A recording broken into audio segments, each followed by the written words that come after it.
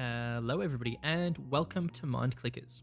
I'm a sport and exercise scientist from Melbourne, Australia, with a passion for esports performance, coaching, and overall mental well-being.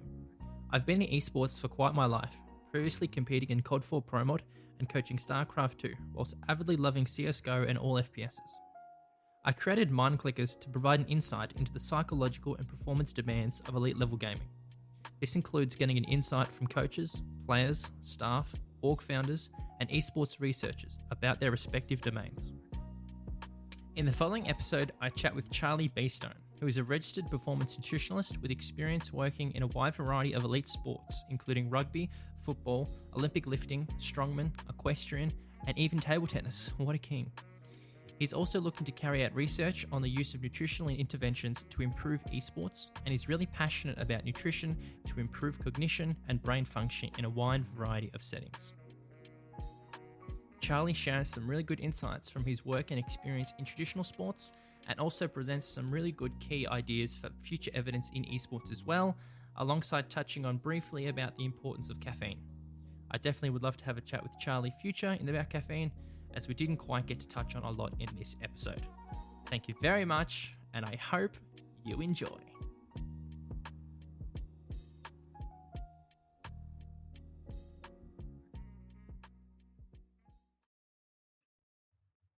Hello, everybody, and welcome back to Season 2, Episode 7 of Mindclickers, where it's time to click both heads in 2021.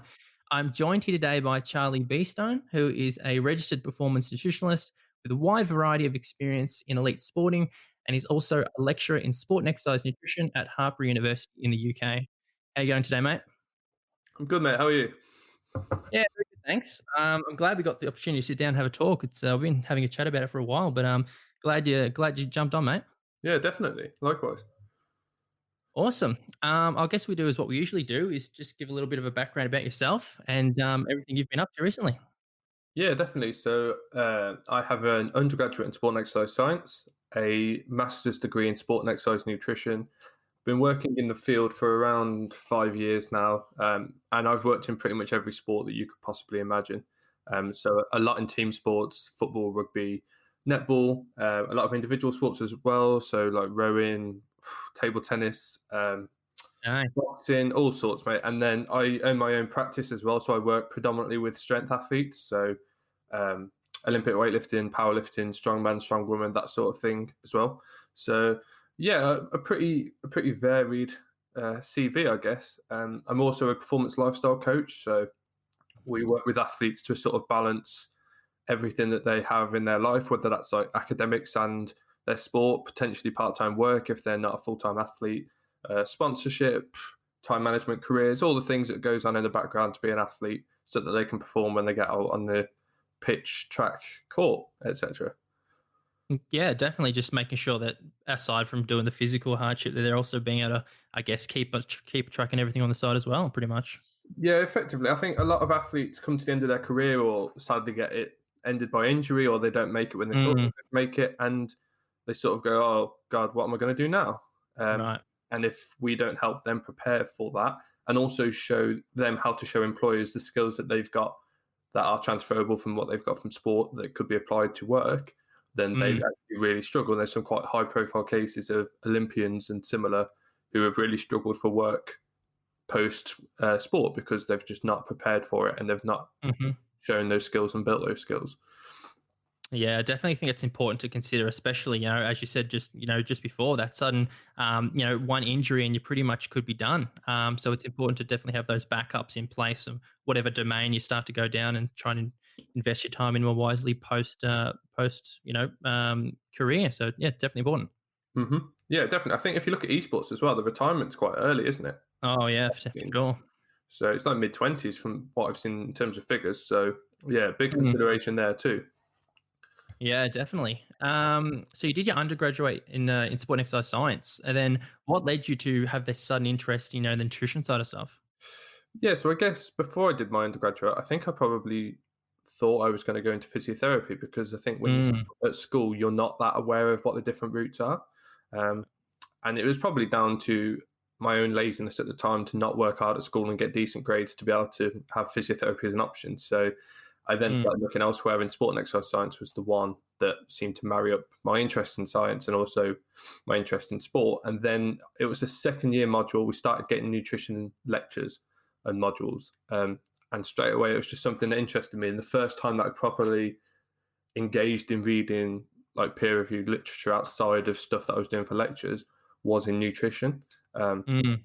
And that was just something I was really interested in. I found it, like you do with anything that you're passionate about, I found it not really like work. I just found myself doing it because I quite enjoyed it. So, yeah, it was always nutrition. I think it's probably how different what people think nutrition is and what we were being taught that interested me. And like, Mm. trying to get my head around why was there such a gap and what's actually a myth that mum's told me and what's actually true and scientific.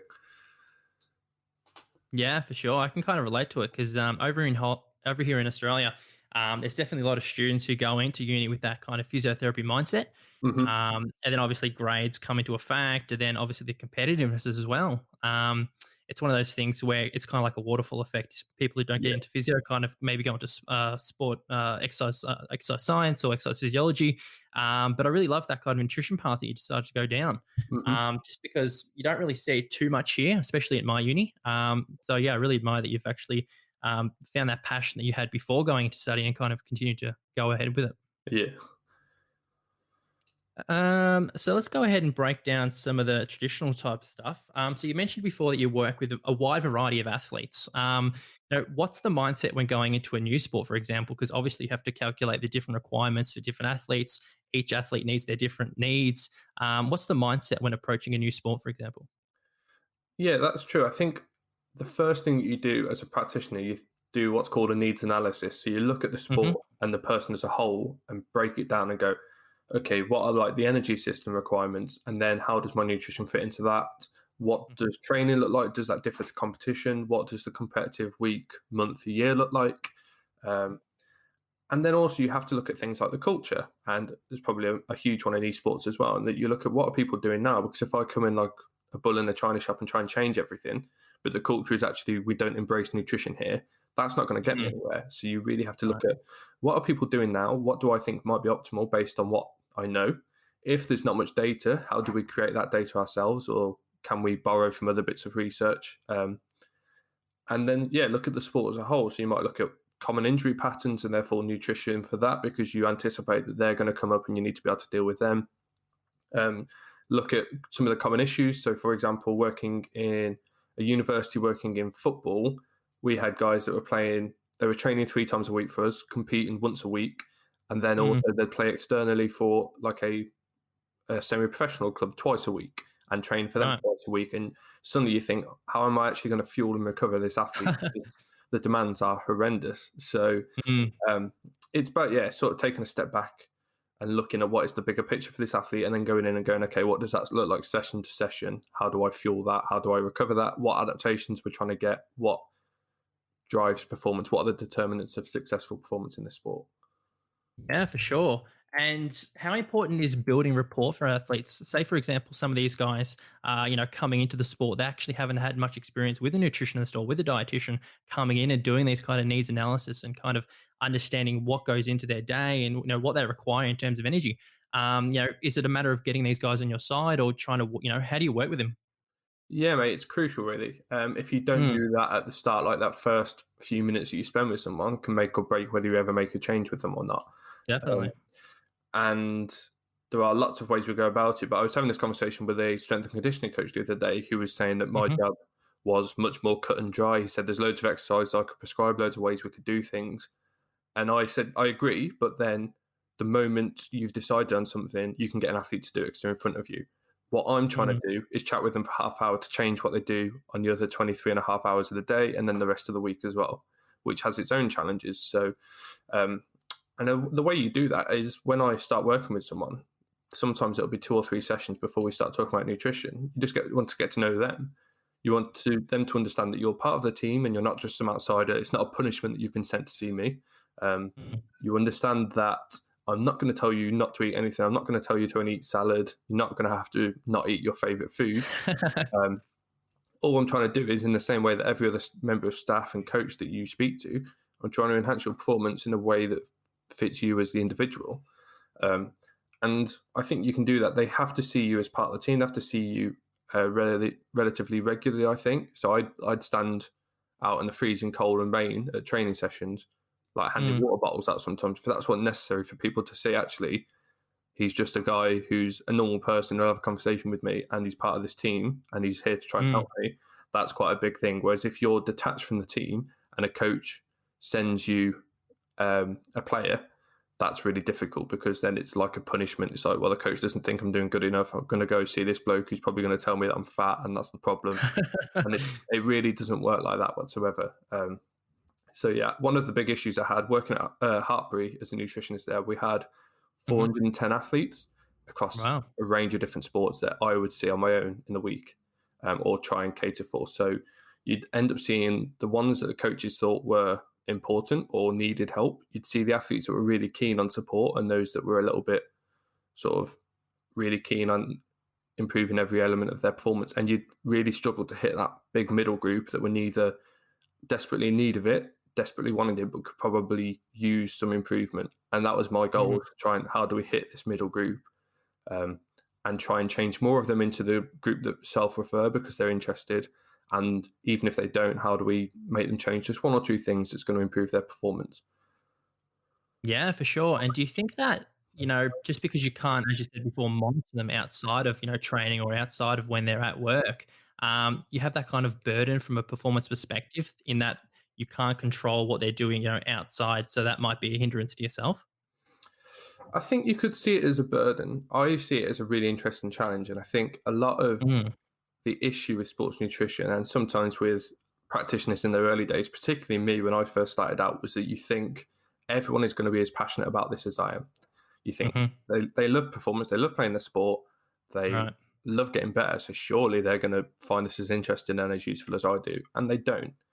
So what you find yourself doing is, in the past probably 3 years, I've spent more time learning about behavior change, and the various different ways we can change behavior, the various different, and like I said earlier, we're borrowing from other bits of research in other areas where we actually, how do I get this person to change their behavior? What are the important things that's going to make them change their behavior? How do we change that for each person?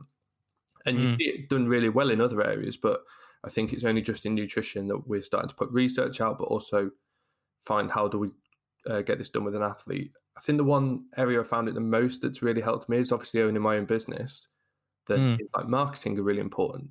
And that's all marketing is persuasion and behavior change. If you can get a buyer to change their behavior, they'll buy from you. And I just found it fascinating that a lot of the stuff really applies to getting someone to change their eating behavior, but we don't apply it. And so, yeah, I think I spend most of my time learning about psychology or behavior change because that's my passion. And that's what you can have the best plan in the world for an athlete, but if they won't do it, it is not worth the paper it's written on. So changing their behavior on one thing is going to be better than suggesting 10 things that they don't do any of them. Yeah, for sure. And I guess that comes down to, ambivalence, right? That kind of mixed feeling that the athletes understand what they should be doing, but then sometimes have that feeling that they won't do it. So I guess, ultimately comes down to, as you said, being able to have that behavioral change. And I love that. So I'm currently doing my postgraduate of rehabilitation counseling. Similar to, it's that kind of constantly reinforcing a positive change, reinforcing that behavioral change for a positive way. Whether that be motivational interviewing, being able to change them from an external perspective, and being able to gradually over time get themselves to realize the change as well. Definitely crucial. I can definitely see how it plays a major role, especially in nutrition, because it's one of those things that's pivotal, obviously for performance, and it's pivotal for life as well, I guess. Yeah, 100%. I think skills like motivational interviewing are invaluable to a practitioner, and I don't think that we, in the sports nutrition field, particularly in the UK anyway, I don't think that's reflected upon enough. I don't think they're utilised enough. I don't think a lot of people are aware of them. But yeah, if you can get an athlete to the point where they are more self-aware, they understand what they do and they understand why they do it at certain times, that's incredibly powerful. I think that's going to have a massive impact on their career in all areas. For example, like injuries are a very common one for athletes that we spoke about. If you can get them to understand what they do when they're feeling a certain way, the fact that they'll feel that way when they're injured, and you can get them to change their behavior. So emotional eating is something that's not really spoke about in athletic populations, but it's something that you see quite commonly in injury. And you'll either get athletes go two ways. They'll either eat nothing because they're worried they're going to put on a lot of body fat because they're not training like they were, which is really harmful for that injury process, trying to actually heal an injury. Or you'll see them, like a normal person would, and they'll use food as a crutch or a coping mechanism for the emotions that they're feeling, whether it's sadness, anger, disappointment, regret, all these things. And so, yeah, the emotion side, if you can help them be aware of that and actually go, here are some other coping strategies, like this is what we're doing. If you can get them to catch themselves just before they're doing that and go, oh, actually, I'm doing this. And you'll know there are loads of different techniques that we can get an athlete to do, simple or more advanced techniques to get them in that position. But yeah, I think that's pretty crucial. Yeah, for sure. And have you ever had guys that you've come in and say, for example, have flat out rejected change? For example, if you go into like a rugby team and the previous nutritionalist had a scheduled plan for each individual, but then you realize, maybe they could be doing something different, but they're really stuck on having that same plan that the previous guys came in and started to design for these guys? I don't think too much, because I think what you do is when you talk to someone about it, you can quite quickly gauge from their body language and their behavior that is the case, that they are wedded to their previous approach. So then you think, okay, how do I really big up this approach, but also try and change a couple of things that might not be useful for them now? It might have been useful for them then because I don't know what the context was. And so maybe then you'll address it and go, okay, this was absolutely great for you, wasn't it? And a lot of this is still great for you, but obviously the context has changed a little bit because of when you've got games or because of what the coach wants from this team this year and things like that. So maybe we'll just change this and this on this day, and then they'll see that work, and then they'll probably come to you for more change because they go, actually, those changes really helped. And that's how you get buy-in. You don't get buy-in from going, this person was rubbish, this is the new regime, we're going to do it this way. That's not the best way of going about things. Yeah, I definitely think that importance of having that buy-in, suggesting that small change, and then suddenly they see the change and they're like, oh, hey, hang on, that actually worked. I feel better after that. I feel better, post fueling with X and Y, and I feel better going into a game having X and Y, 30 minutes before a game. I think having that kind of initial phase where you can kind of get into it and they start to adapt to it, that can definitely help to promote change as well. Yeah, definitely. I couldn't agree more, yeah. So one thing that I've been really curious about, so previously, probably end of high school, I was pretty much into bodybuilding, just traditional chicken and rice, broccoli, 3 times a day, whatever it may be. And then, go to the gym, and then, straight after gym, I was like, I got to eat, 5 minutes, however much. And I guess it's because that whole kind of stressing of the anabolic window. So what are your thoughts on the anabolic window and how it functions? Yeah, so I guess there are two ways of looking at this. So there was a paper published probably 6 or 7 years ago now, where it basically suggested that the anabolic window was not something that was founded on evidence. And they looked at all of these things and went, well, actually, is this sort of just bro science, like you say, like this is just bodybuilders telling which is not a bad thing, because a lot of research, like often, particularly bodybuilders, are ahead of the science. Some of the things that they're doing are wrong, but a lot of it is actually informs where the research goes, or you actually look at the research and go, wow, you actually 20 years ago weren't far off what we know now. So, and you see it in endurance sports as well. For example, we used to see people drinking flat Coke during marathons, and you think, well, that's a silly idea, but actually we know that carbohydrates and caffeine, which flat Coca-Cola has in decent quantity, is actually really good for performance. So you often see that people are ahead of the trend. But yeah, the anabolic window, there isn't loads of research to suggest that we need it. It's not as important as people used to think it was. So this paper came out and everyone went, well, okay, then the anabolic window is rubbish. And I'll get, having had interns and things like that under me, they'll say, oh, well, this paper says that it's wrong. And I'll say, well, is it? Or does it? The paper actually suggests that we don't really have the research to suggest that it is really important. The thing with that sort of research is it's incredibly difficult to do. If you think how many, you'll know, having tried to be a bodybuilder yourself, how many different factors influence gains in muscle mass. Right. Incredible amount. Like if you think you've got to match everyone for protein intake, the types of protein, the timing of it, their energy intake, their training stimulus, all of these things have got to be matched. And then you've got to change that one variable. And you've got to do it. And muscle mass growth happens really slowly. So you've got to do it for a prolonged period of time, and you've got to do it in enough people to make a decent research paper so that we can say, yeah, this has happened and it's statistically significant. And and to measure muscle mass in that many people and to do all these things and control the diet and everything, it costs tens, hundreds of thousands of pounds. So that doesn't happen. What we do know is it's probably not that important. So in terms of protein, we're probably looking at total protein intake for the day.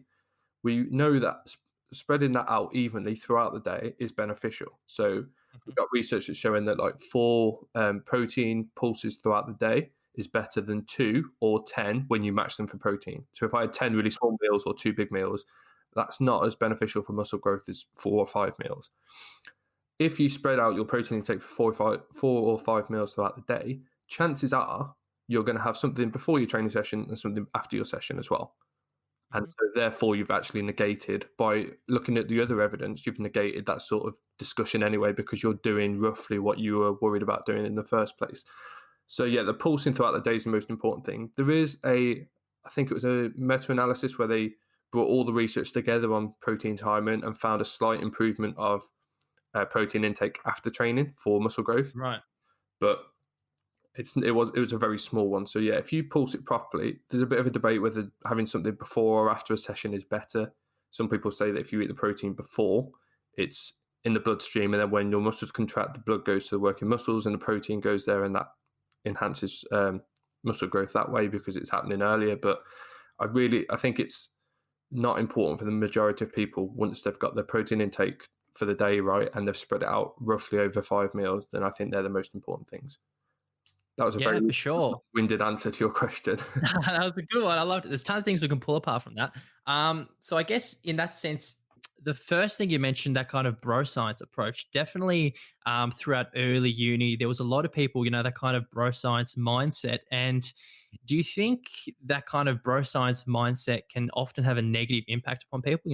Obviously, when we turn to social media, for example, a lot of people can see this kind of, way of doing something and then take it upon themselves without that proper guidance or without that kind of professional recognition of what they're doing. Do you think that kind of thing can be dangerous for some people? Yeah, definitely do. I think there's quite a lot to unpick there in terms of the different types of danger for people. So you could argue that we've sort of got this fixation as a society on being very lean and very muscular as the most important thing for health. What we don't probably understand, or what society doesn't, is that when a bodybuilder is in those later stages of prep, when they are incredibly lean, ripped, etc., they're not healthy. Like hormonally, they're all over the place. And what you'll see on Instagram is them posing post-gym with a pump saying, oh yeah, great training session. You see the fact they've got like no libido, no training, drive to train. They've got no sleep. They're starving all of the time. They're having to walk. They're freezing cold because of how lean they are. Like, bodybuilders don't show you that bit because, that's social media, isn't it? It's showing you the good highlights. It doesn't show you like the fact your boiler broke. People aren't posting that on their feed because it's not a highlight. So right. I think that's one thing. And then also the nutrition thing, in that people now think that what bodybuilders have to do to get to that point, well, they're being lean, that people think that's healthy. So therefore their diet must be healthy and that's what we must do. The bodybuilding diet probably isn't, depending how it's done, isn't the most healthy. So if you see people, like you said, where it's just sort of greens, rice and chicken, you're missing out on a massive amount of variety, and you're probably going to be deficient in some micronutrients at some point because you're just not getting the food variety that we'd expect someone to get and we'd want someone to get. Sure. Things like gut problems are probably quite likely because your gut thrives on that diversity of food and you're not getting that. So in terms of actual health, it's probably not optimal.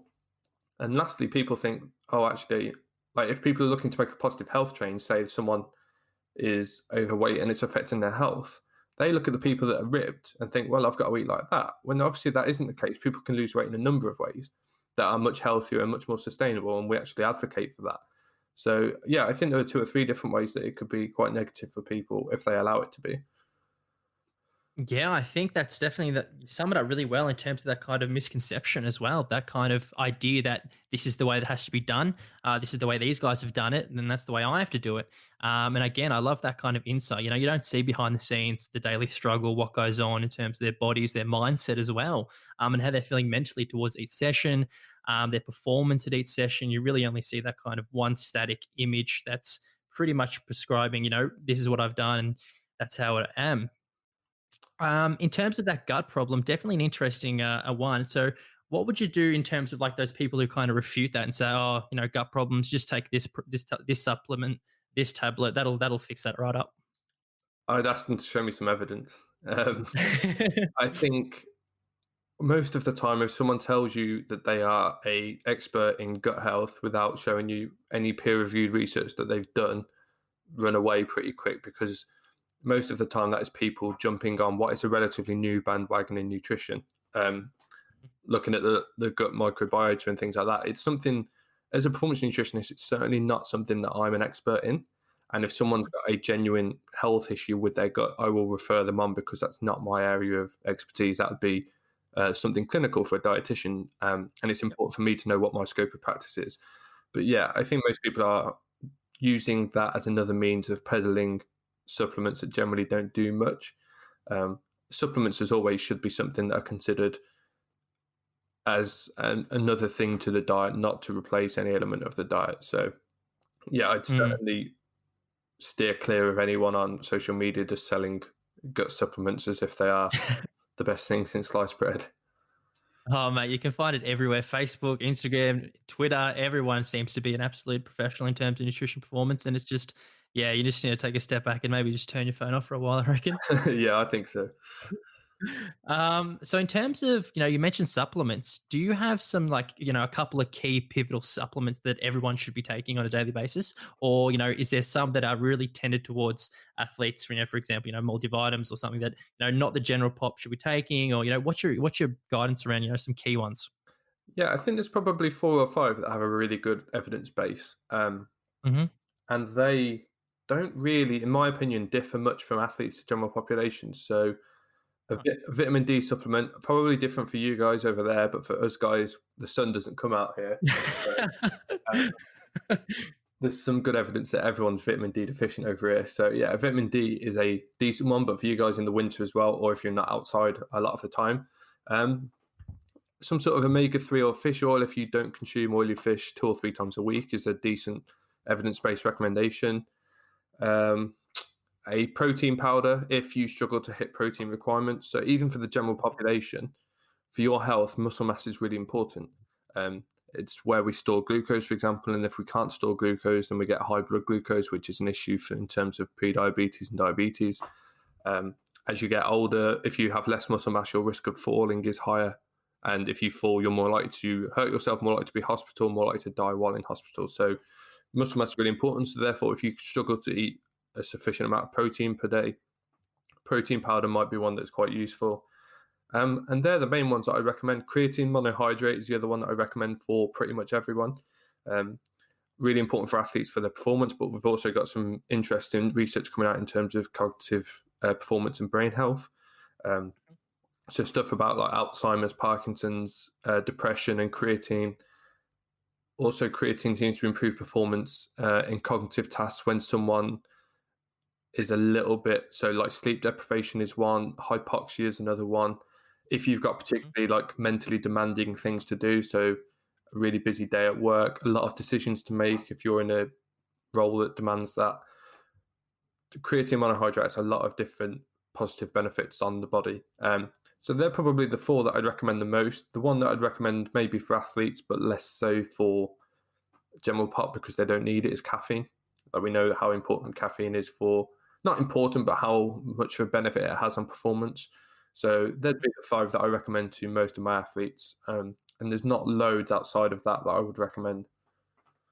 Right, fantastic. Yeah, I think we'll touch on caffeine in a little bit because there's definitely a lot of interesting kind of questions I got about it.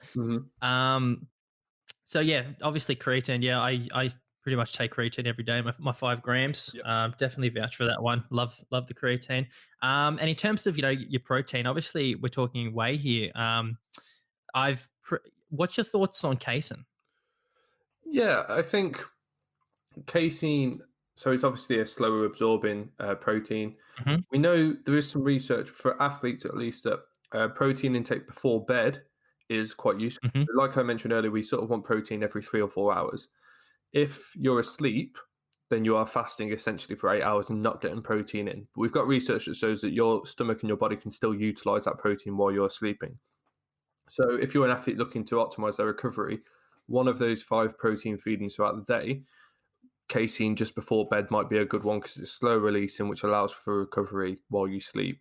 We don't have any research that shows that casein would be better than whey for that, but like theoretically, it makes sense that a slower digesting protein would be better just before bed. And in the same way, post-training, whey might be better than casein because you want something that's quite quick absorbing, that's getting into the bloodstream straight away and helping recovery. So casein would be one that I consider for athletes. Doesn't always taste great, and it can be quite expensive over here at least. So depending on where the athlete is at and how advanced we're getting with their strategies, it's something that I would recommend, but it's not like right at the top of my priority list.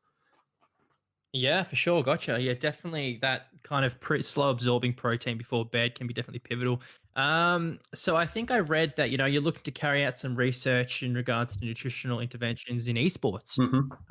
So what are your plans in that kind of field? Because obviously it varies significantly, traditional athletes versus esports athletes. And, again, probably different nutritional requirements because, there's not much physical exertion in terms of esports. So, what kind of areas are trying to dig into there? Yeah, definitely. I think the first thing for me, having not worked too much in esports, is trying to understand, again, doing that needs analysis, what are the actual demands? And my first question when I've spoke to some of the guys working in this area is, what are the outcome measures that we're trying to look at? So if we can't measure what performance is, we can't measure whether our intervention is successful. So we need to look at either some measure of in-game performance, or can we look at a cognitive test that mirrors what's going on in the game and seems to have decent validity that will show actually this is applicable to esports players. So we're going to use this as a measure and say, if we can do an intervention that changes this, that's going to translate into better esports performance. So that's really where we want to look. But because there is so little research, there's practically no research in nutrition for esports. Right. We're really starting from baseline. So the most important thing is to start looking at just getting some data. So in the short term, I'd really like to do some short-term interventions in terms of different caffeine protocols and seeing which one might be most effective for an esports athlete. And that could be like someone's whole career, just looking at caffeine and different caffeine interventions for esports. There's so many different ways you can do it in terms of timings, dosages. We know you can get it through different methods. So whether we're using powders, pills, energy drinks, chewing gum, all these different administration routes. And then same for some of the other supplements that I think are really beneficial. So creatine monohydrate is one I'd be really interested in for an esports athlete. So in the short term, we're looking to get some of those easier, like double-blind studies where we give one person one thing, and then give them another thing and get them to do the trial and see which one seems to work best. Longer term, we need to look at what the demands are. And I know there are some guys in Australia that are looking at energy requirements for esports, which is great.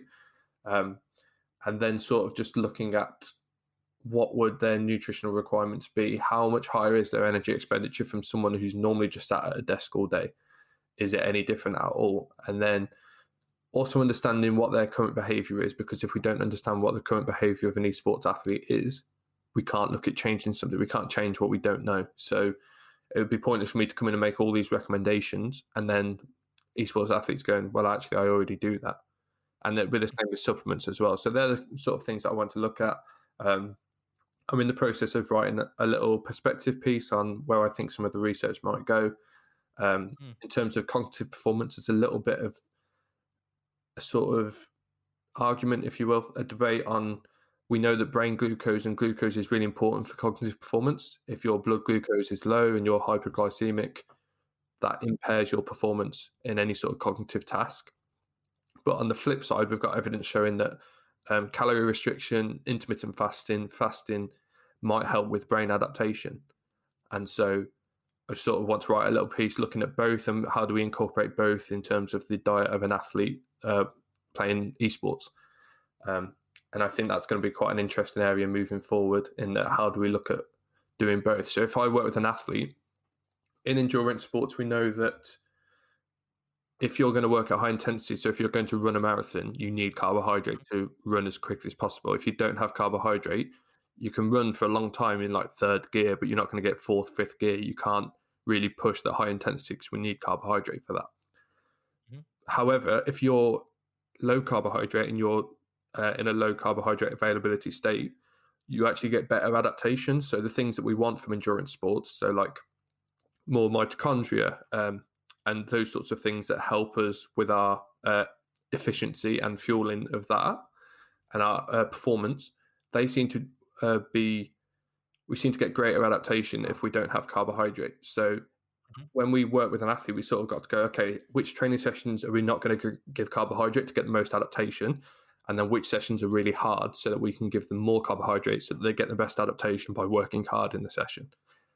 So in like a low, slow, steady state training session where intensity isn't important, we take carbohydrate away so that we can give them the best adaptation to that. But then when intensity is important, we give lots of carbohydrate so that they can work at high intensity, get a better stimulus, and then they get more adaptation that way as well. And I have a feeling that we might end up doing the same with esports, and that we might, intermittent fasting might help with the sort of learning, neuroplasticity and things like that. And that might be something we look at in training and throughout the week. And then when it comes to competition, we actually start giving them glucose so that they've got the glucose and the sugar to maintain performance during a competition as well. So that's basically where all the research is going, plus my own personal opinion. I might be completely wrong, and if I am, that'd be great, because that's science and you've got to put stuff out there, challenge it, and actually say, well, have you thought about this? And I'll go, no, I haven't. Let's look at that as well. And that's how it works. So there's a lot to do. I've got a lot of different avenues of interest, and I just really want to get started on it all, to be honest. Yeah, for sure. Talking about that low carbohydrate, maybe think of like what happens if we put esports athletes on like a keto diet versus, having a trial versus a high carb diet. What kind of factors would that kind of impair for mental cognition as well? Yeah, absolutely. And I just don't think we know the answer to that, to be honest, other than generally from the research, adherence to ketogenic diets isn't great. And again, we don't know what an esports athlete's diet looks like generally, but you can imagine that there are times when it has pretty high glycemic, sugary carbohydrates or snacks that are high in carbohydrate as well. So whether we can get people to adhere to that, and that'd be, if you did that trial, you'd measure adherence as well and say, how well have you actually managed to stick to this? That would be really interesting, because again, if it's optimal for performance, but no one will do it, how many people are actually going to benefit from that? That will depend, but definitely an area of interest. Yeah, for sure. And I think one of my biggest questions is, obviously in traditional sports, nutrition is so, it's there, it's so widespread, and every athlete, adopts it and uses it and understands the performance benefits of it. But in esports, I think the mentality is a little bit different. I feel like in esports, gamers kind of have that mentality of, I got to where I am because of what I've been doing. So why would I try and, do something different? Why should I do that? How do we go about saying, well, we can do that because of this? Is that just purely through using this research and convincing coaches and organizations to start to adopt more of a nutritionalized approach? Yeah, I think so. So I think part of the change will come from up the top. So like you said, the coaches and organizations and teams, you've got to make them see a benefit in terms of, and I don't think that's a massive task. If you can suggest to a coach or a team, your players play better when they're healthy and when they're fueled and when they are physically at their best, I don't think that's like a massive stretch to get a coach to imagine that. And then you've just got to say, well, actually, we know that nutrition is an important part of that, and they'll probably agree with you there as well. So from the top, it shouldn't be too much of a challenge. I mean, in terms of getting a nutritionist to work with someone, cost is probably going to be an issue, but it is in traditional sports as well, and that it's not the first thing that people will look at in terms of their staff. A lot of, for example, Premiership football over here, not all of them have a full-time nutritionist on staff. Right. And it's a like multi-billion pound endeavour, professional football in England. So, it's not a guarantee by any stretch. I think that would be where the issue is trying to help them see enough value in any sort of consultancy with a nutritionist to then invest in that. With the athlete, I think having worked with, when I was at Hartpury, obviously it's college and university guys, so it's 16 to 21-year-olds predominantly. And I don't think that a lot of athletes, particularly when they're that age, do see the importance of nutrition and the benefits of it. Some do, Hmm. Not all do by any stretch. So actually don't think it's that much of a challenge compared to a normal athlete who, for example, in like a rugby, they think, well, I've got here because of my skills. I'll get to where I want to go because of my skills. Um, Mm. but I think that generally, the higher up the food chain you get, the more you realise I'm probably going to have to do something a little bit different here because everyone else is so good. I've come from this relatively small background where I was big fish in a little pond, and now everyone's changed a little bit, and now everyone's very good. And because esports is emerging so quickly and moving so quickly, I think we'll get more of that. And now people are going to start looking at how do I gain an edge in these different Yep. different areas of my health and my performance. And if we can marry that with getting some data out and showing actually, look, this clearly improves your performance in your task, I don't think it's going to be a huge stretch for people to go, actually, yeah, I'd really like this nutritionist to come and work with me because I can massively see the benefits of it. That might not be right now. It might be a year, 2 years, might be 5 years for people to start really employing nutritionists and regularly getting things like that will help with their performance. But I do think it's going to happen in the future. And I think it might actually move a little bit quicker than traditional sports do as well. Yeah, for sure. I mean, I remember when I did sports psych at uni, I think it was like 90% of elite athletes are pretty much on the same level. They got, as you said, they got to that level where they were because of their physical skill. Mm-hmm. Um, and then it's, that difference, that mental edge, that difference, 40 to 90% of that success is due to those external psychological skills, whether it be, okay, I'm going to adopt this little thing before my game. I'm going to start doing a visualization. I'm going to start, maybe, as you said, supplementing differently. Once you get to that elite level, where pretty much everyone is at that, physically, or, in terms of gaming, they can aim the same, they can do those same sort of things. You start to look at the external things. What can I do different what the other guys aren't doing? And I think that's important. And I think that's in esports. That's where a lot of the guys, there's so much opportunity for change, especially, in terms of nutrition, as you're looking at, in terms of exercise, potentially, getting the guys to start actually, doing some exercises here and there, stretches before a game, or, looking at ergonomics, for example. There's so many different things that can be changed externally, that take away from the actual player's skill that can definitely be looked at. Yeah, and I think one of the big differences is that in elite sport, you probably are looking at 1% because people will have come through a pathway where they've had some idea or some support. Therefore, you're looking at changing the odd thing that will give them an extra 1%. Because esports is so new and so detached from the performance world, at least, probably not at the top level now because there is that performance environment, but further down, you're looking at 10, 20, 30% things, like things that if you change will make a massive difference. Definitely. So I think, whereas even when you get down to lower levels of traditional sport, people are still doing relatively the right thing because they're learning from those guys at the top. I think in esports, you're going to see people engage with it because it'll make such a big difference to people that are doing nothing compared to the people that are already doing a bit and just want to get a little bit better. If they're doing nothing, then the benefits will be huge. Yeah, definitely. Just thinking about all this it's made me thought of the difference if we looked at something like, just a normal traditional diet versus some guys that, doing veganism or doing vegetarianism, how that would be the difference in terms of esports performance and, that kind of characteristic differences. I guess, yeah, as you said, there's so many different things that you can look at. And that just paves the way for a massive amount of research to come through. Yeah, definitely. I think, like I said at the start, you've sort of got to think what are the key determinants for this, particularly in terms of cognition, and what are the cognitive factors that are important. And then we've got to go, well, where is the research in terms of nutrition? Do we know how we affect these things with nutrition? And if we do, it's simply a case of applying them to esports. So that example I gave of like intermittent fasting, there's some research showing it improves the brain through these mechanisms. What would happen if we gave that to an esports athlete? How would they improve or not have an improvement in their performance? So yeah, it's definitely a top down from this is what the sport entails and this is what the demands are. Where's the research at the moment and where do we need to go with it as well? Yeah, for sure.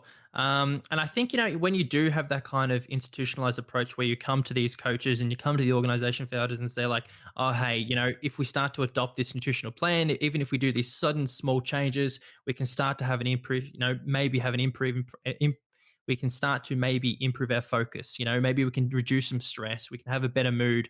And, even, in some cases, maybe increase reaction time.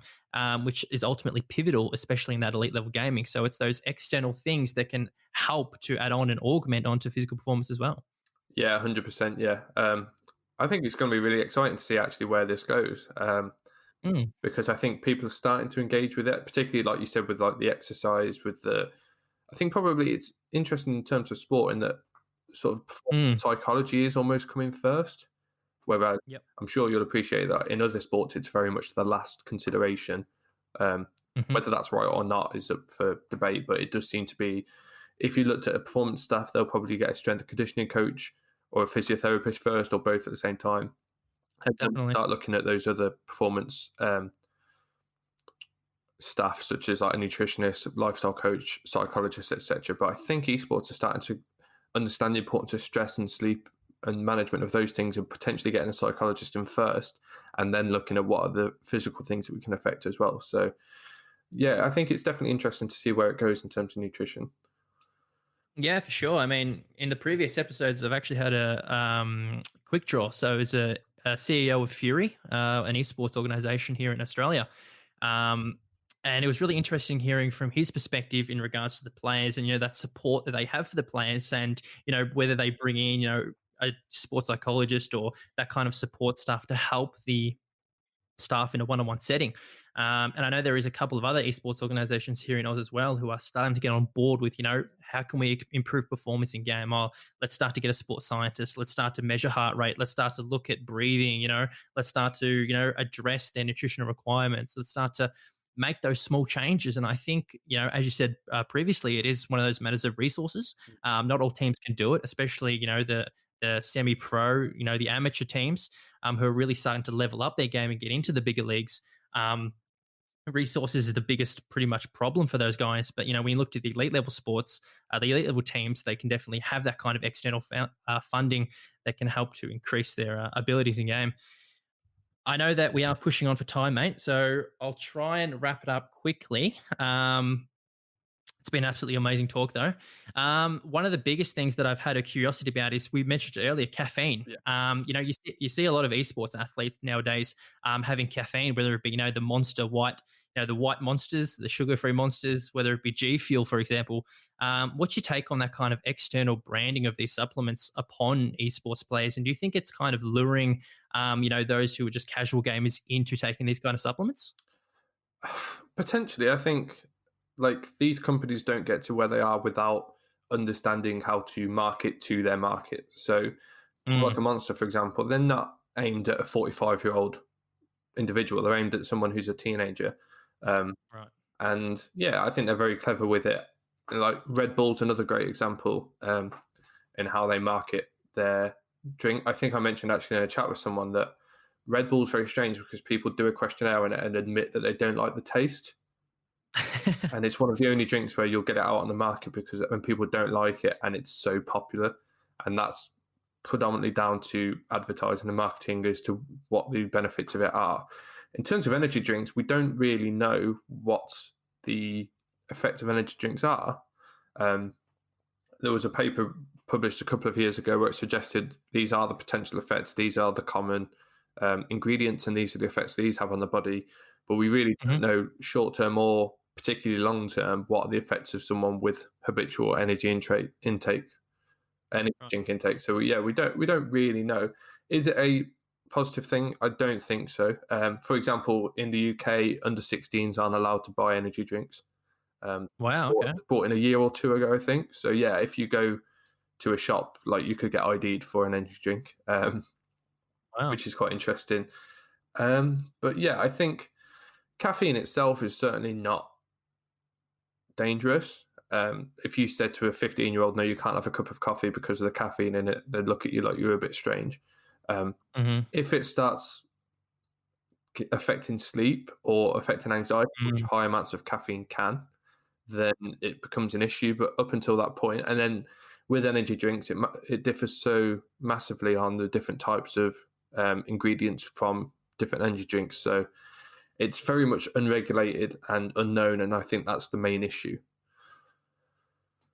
Yeah, for sure. I mean, when I think about it, I see that a lot of, for example, in a competition, maybe it's a best of three or it's a best of five, and some of these games go on for hours and hours, and that cognitive fatigue gradually kind of bears down on these guys, Mhm. just because their attention and their focus is so narrowed in for such amount of time. Especially in MOBAs, for example, where it's constantly 40 minutes a game. FPSs, they have that kind of little break after that round where they can readjust, where they can realign. But in terms of a MOBA like League of Legends or Dota or any of those guys, it's pretty much really focused in for that really big 45 minutes kind of game. So I think being able to have maybe like a Monster or a Red Bull or some sort of energy product can. The mentality is maybe if I use this, it can help me get through the games. It can help me to give me that little bit of energy, that give me that little bit of spike that I can try and last throughout these long games. Do you think might be the case? Yeah, I think so. Yeah, and I don't think there's necessarily an issue with that when it's seen as a performance enhancer. When Mm, it becomes an issue when it's relied upon, and it's starting to mask deficiencies in sleep or deficiencies in other areas of the diet and things like that. I mean, we use caffeine um, consistently throughout other sports as well because it's a known performance enhancer. Um, and if you're competing and then it doesn't really matter. So, for example, if I was working in rugby and had a game at 8 in the evening, I'd still use caffeine because the chances of them like being able to sleep anyway are slim. The importance of them sleep, mm. they're not doing anything the next day, so it's a worthwhile trade off. But if someone's doing it every night when they're playing or like consistently relying on it, then it becomes an issue. So it depends on the context, I think, but it's something that needs more research. And also, we don't even know that like just chugging several monsters is the best strategy of caffeine for the performance. So um, I think that's where the research needs to go is what's the sort of minimum effective dose that we can use with caffeine and what's the best strategy for using that throughout competition. Yeah, for sure. And it's going to be really exciting to see where the research goes as well, and what kind of research starts to come out. There's here in Australia, there's a couple of papers that are starting to look at sleep and that importance of sleep in terms of tournaments and travel as well, and that kind of um, mood setting that really affects performance as well. But start to wrap it up now. It's been an absolutely amazing talk with you, Charlie. A really really insightful talk, and I hope that some of the guys listening can take away a couple of key takeaways because I think we've really had a really good discussion on a couple of key things in terms of performance, in terms of nutrition, in terms of caffeine as well. Because we have a lot of gamers that are listening in, and I think it's important to have those kind of external understandings about what we are consuming. But I really look forward to all the research and all the ideas that are coming out of you, and I'm going to be closely following. So, for everyone listening, where can we find you on your socials and keep up to date with what you're up to? Yeah, I think in terms of like esports and cognitive stuff, probably LinkedIn or Twitter are best. So if you just search my name, you'll find me on either of those. And that's where I'm Mhm. mostly publishing ideas, rhetorical questions, and research as it comes through as well. So yeah, they're probably the best place to find me. Fantastic. Well, it's an absolutely pleasure having you on today, and having a bit of a talk with you. And I'm sure we won't. I'm sure we'll be chatting soon in the future as well. Yeah, I hope so, mate. Thanks for your time. It's been great. Yeah, it's been absolutely fantastic. And I'll speak to you soon, mate. Brilliant. Cheers, mate. And thank you very much for tuning into this episode once again. It was really awesome having Charlie on from the UK to really dig into a couple of topics, and to really provide that kind of understanding for some players or some coaches or even some organizations looking to kind of start to have a think about nutrition, because it is one of those key underlying external factors that can dynamically enhance performance, especially on game days and especially in best of twos or threes or fives, as we talked about in the episode. And it'll be really awesome to see where esports teams go in the next couple of years in terms of adoption. So, as per usual, you can find Mindclickers on Twitter, Instagram, Facebook, not Snapchat, and LinkedIn. And soon, very exciting, we will have our website live, which will be mindclickers.com.